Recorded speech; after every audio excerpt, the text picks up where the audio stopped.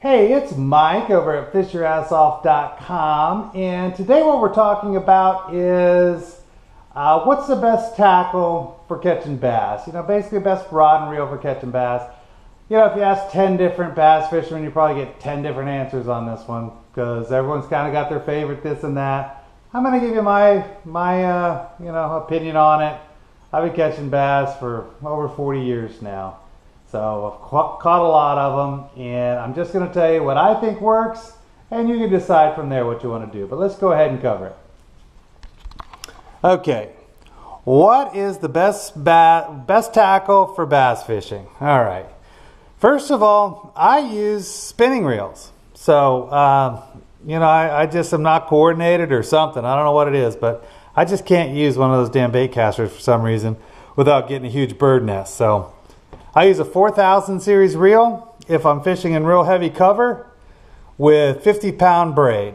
So say I'm out there fishing the weed mats, floating weed mats, or thick cattails or lily pads. I'm going to have a 4000 series reel, 50-pound braid, 7-8 foot medium heavy action rod is what I'm going to use, and that's going to do just fine to get some of those bigger bass out of the thick stuff that they might get you wrapped around.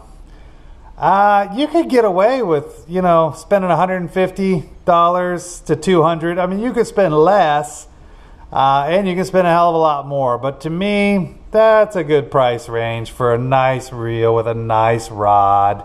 Not too nice, but it's not crappy either. Okay, bait casting reel. Well, if you're fishing some of the heavy stuff, a bait casting reel, you're going to need to find one with at least 10 pounds of drag, 10, 11, 12 pounds of drag, a lot of drag. You're going to have to fill that bad boy up with 50-pound braid too, again, to get some of those big old swamp donkeys out of the weeds or the lily pads or whatever.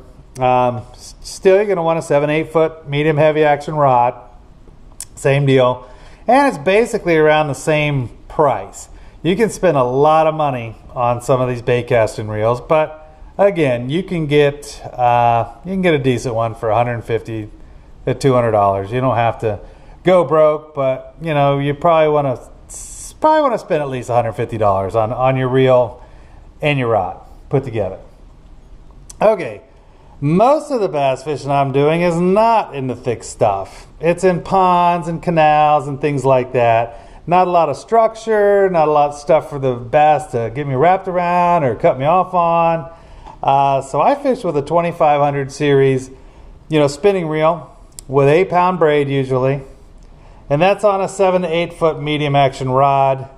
I didn't write down the price, but that's basically about $150 for that setup. That's basically my trout rod that I use when I'm out wade fishing or kayak fishing, whatever I'm doing out on the flats and I'm looking for speckled trout or redfish or snook, something where they can't wrap me around anything, like when you're fishing docks, you need heavier gear, but it usually works, so I'd rather fish with the lighter one than the heavier one, I guess is my point.